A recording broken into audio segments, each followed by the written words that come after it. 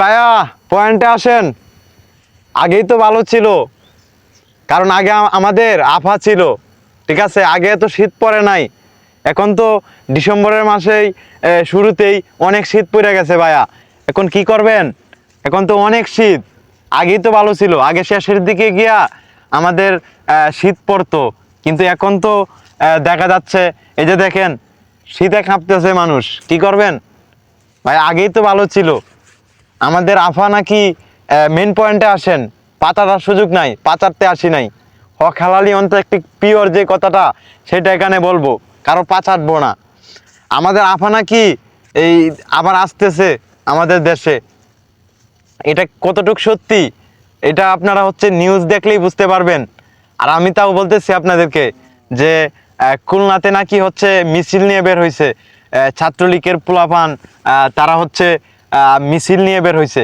এই জন্য আমি বলতেছি যে ভাই আগেই ভালো ছিল, ঠিক আছে। এখন তো মানে আগে তো এতটা শীত পড়তো না। আগে আগে যখন আমাদের আফা যখন আমাদের দেশে ছিল তখন কিন্তু এতটা শীত পড়তো না, এই এতটা মানে খাপনি ভাব আসতো না, ঠিক আছে। মানে এতটা গায়ে কম্বল না দিলেও চলতো, ঠিক আছে। ডিসেম্বর জানুয়ারি মাসে গায়ে কম্বল না দিলেও, লেপ না দিলেও অনেকটা শান্তিতে ঘুমানো যেত।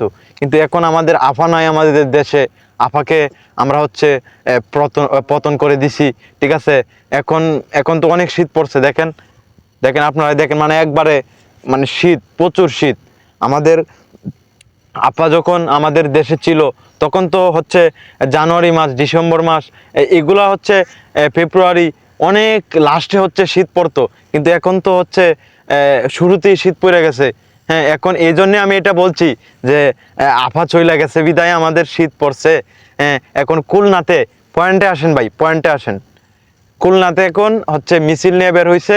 আর খুলনার স্টেশন, যে রেলওয়ে স্টেশনে আপনার ডিসপ্লেতে ডিসপ্লেতে যে প্রধানমন্ত্রী আবার বাংলাদেশে আসবে, জয় বাংলা, জয় বঙ্গবন্ধু, এইগুলা চলতেছে, ঠিক আছে। এইগুলা চলতেছে, এইগুলা বিষয়েও কিন্তু আমি একটা ভিডিও তৈরি করছি, ঠিক আছে।